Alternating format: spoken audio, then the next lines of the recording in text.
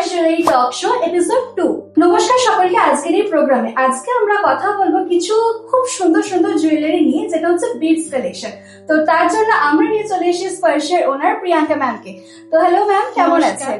ভালো আছি, নমস্কার ম্যাম। তো আমি আপনার সাথে কথা বলবো কিছু এই বিডস এর কালেকশন নিয়ে। আপনাদের এখানে অলরেডি দেখছি বিডস এর প্রচুর কালেকশন রেডি করাই রয়েছে। তো বিডস এর কালেকশন গুলো মানে এত ভাবে গুরুত্ব কেন আমরা দেয়? আমরা সবসময় কি একই ধরনের ড্রেস পরি না, কখনো কখনো একটু সাবেকি সাজি, কখনো কখনো একটুখানি বেনারসি বা সিল্কের শাড়ি পরি, বা কোনো সময় হ্যান্ডলুমও ক্যারি করি, আবার একটুখানি আমরা ডিজাইনার শাড়িও ব্যবহার করি। তো তার সাথে আমরা থ্রি পিস তো এখন খুব ভালোভাবে মানে প্রচুর সবাই পরছে। তো এইরকম ড্রেসের সঙ্গে বা এরকম শাড়ির সঙ্গে কিন্তু সবসময় গোল্ড যে জুয়েলারি ভালো লাগে এমনটা নয়, বা আপনি যদি ডায়মন্ডের রেপ্লিকাও করেন সেটাও নয়। তো সেক্ষেত্রে আমাদের মনে হয় যে একটু অন্যরকম, সবার থেকে আলাদা অরিজিনাল বিডস এর সাথে এরকম পেন্ডেন্টের ফিউশন সেট বা শুধু বিডস এর সেটটা কিন্তু অনেক সুন্দর লাগে দেখতে। বা আপনার এই অ্যান্সারটা আমার তো ভীষণ ভালো লাগলো। এবার যাচ্ছে আমার নেক্সট কোয়েশ্চেন। একদম। তো নেক্সট কোয়েশ্চেন হচ্ছে, আপনার কাস্টমার কেমন রেসপন্স দেয় এই সমস্ত আপনার মানে জুয়েলারি গুলোতে?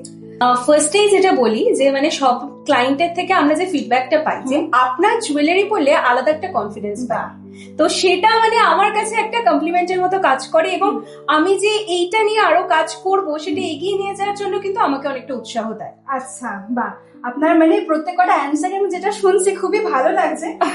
আমি এবার নেক্সট কোয়েশ্চেনে যাচ্ছি। আপনারা যখন মানে নতুন কালেকশন গুলো বানান তখন কি কি জিনিস ভেবে আপনার নতুন ডিজাইন গুলো আবার ক্রিয়েট করেন? সব থেকে বেশি হচ্ছে আমাদের যেটা ভাবতে হয় অকেশন, কারণ অকেশন পারপাস ওয়াইজ স্পার্শের কালেকশন পুরো চেঞ্জ হয়ে যায়। কখনো সামার কালেকশন আসে, কখনো উইন্টার কালেকশন আসে, কখনো আবার পুজোর জন্য। তো পুজোর জন্য আমরা সবসময় একটুখানি হালকা মিডিয়াম স্লিকের মধ্যে বেশি দেখি। বিয়ে বাড়ির সিজনের জন্য সবাই একটু হেভি কালেকশন পড়তে পছন্দ করে। আবার গিফট পারপাসের জন্য সবার একটুখানি বাজেট ওয়াইজ হালকা কালেকশনও থাকে, ভারী কালেকশনও থাকে। আবার সামারে কি বেশি হেভি কেউ পড়তে পারে না, তো তার জন্য একদম স্লিকের কালেকশন। তো ডিপেন্ড করছে অকেশনের উপর, মানে কখন কি অকেশন আসছে, কখন মানুষ অ্যাকচুয়ালি পড়তে পারবে। কেন কি আমি বানিয়ে তো ফেললাম একটা ডিজাইন, কিন্তু হয়তো সেটা সে ক্যারি করতে পারলো না সেই মুহূর্তে, তো সেটা পসিবল না। তো সেই জন্য কিরকম অকেশনে কিরকম পড়তে পারবে সেই ওয়াইজের দিকে আমরা সবসময় ফোকাস করি। আচ্ছা, তো এবার যাচ্ছে আবার নেক্সট কালেকশন, যে এই সমস্ত যে বিটস কালেকশনটা আপনারা তৈরি করেন সেটা কেন মানে অন্যদের ডিজাইনের থেকে আলাদা হয়?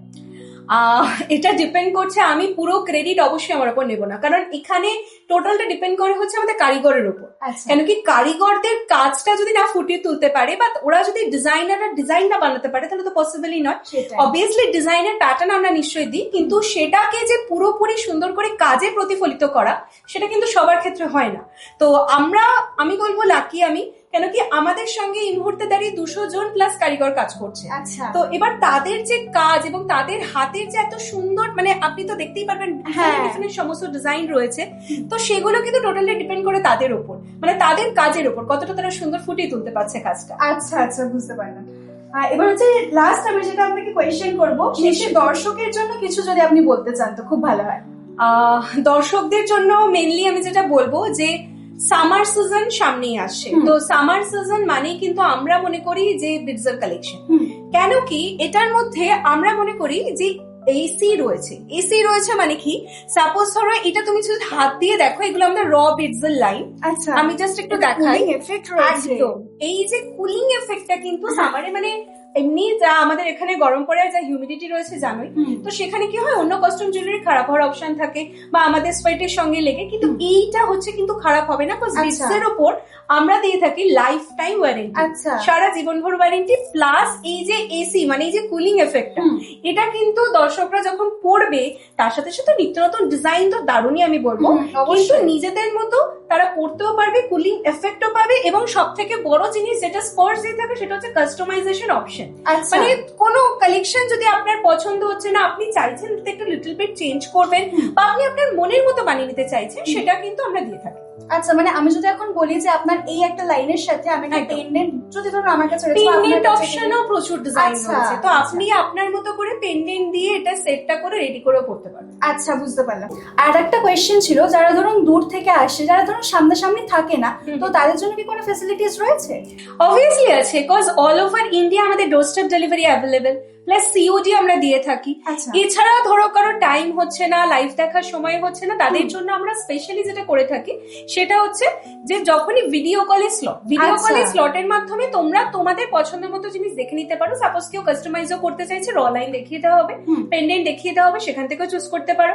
আদারওয়াইজ হচ্ছে 2000 প্লাস ডিজাইন আমাদের প্রায় রেডি থাকে অল টাইম। আচ্ছা তো আপনি আই থিঙ্ক মানে আমাদের মনে হয় যে আপনার সেখান থেকেও পছন্দ হয়ে যাবে। তো সেখান থেকেও অপশন রয়েছে সিওডির মাধ্যমে। এছাড়া আমাদের তো ওয়েবসাইটের সিস্টেম রয়েছে, তো ওয়েবসাইট থেকেও কিন্তু অনলাইন পারচেস করা যাবে। ও আচ্ছা তাই নাকি? তার মানে আপনাদের ওয়েবসাইটও লঞ্চ হয়ে গেছে নতুন? একদম, আমাদের ওয়েবসাইটও তো লঞ্চ হয়ে গেছে, spursh.in, SPAARSH.in। তো স্পেশালি আমরা ওয়েবসাইটে এখন যেটা রাখছি সেটা হচ্ছে 24K গোল্ড প্লেটেড আমাদের যে সেগমেন্টটা রয়েছে সেই সেগমেন্টে আমাদের রয়েছে ওয়েবসাইটে। তো বিডস এর কালেকশন দেখতে হলে আমি যেটা বললাম, যেটা যে ভিডিও কলের মাধ্যমে কিন্তু দেখতে হবে। আদারওয়াইজ লাইভ সেশন হয়ে থাকে আমাদের, মানে ফেসবুক পেজ যারা ফলো করে থাকে তারা তো জানি যে লাইভ সেশন রয়েছে। আদারওয়াইজ আপনারা চাইলে ফটোর মাধ্যমেও দেখতে পারেন। তো থ্যাংক ইউ প্রিয়াঙ্কা ম্যাম এতক্ষণ আমাদেরকে টাইম দেওয়ার জন্য। থ্যাংক ইউ স্নেহা আমাদের বিডস জুয়েলারি দেখানোর জন্য টক শোতে। আচ্ছা তো আপনারা বলুন যে আপনাদের এই Sparsh jewellery talk show episode 2টা কেমন লাগলো। আর এপিসোড 3 এর জন্য অবশ্যই কিন্তু আপনাদেরকে কমেন্ট সেকশনের মধ্যে আপনাদের যা যা কোয়েশ্চেন রয়েছে সেগুলো জানাতে হবে। তাহলে কিন্তু খুব তাড়াতাড়ি আমরা এপিসোড 3 নিয়েও চলে আসবো আপনাদের সাথে। আর হ্যাঁ, যারা এখনো পর্যন্ত এপিসোড 1টা দেখোনি তারা কিন্তু অবশ্যই দেখতে হবে এপিসোড 1টা। তার জন্য কিন্তু আমি ডেসক্রিপশনে লিঙ্কটা দিয়ে রাখলাম, তো সবাই কিন্তু অবশ্যই গিয়ে দেখে আসবে এপিসোড 1 এর পার্টটা।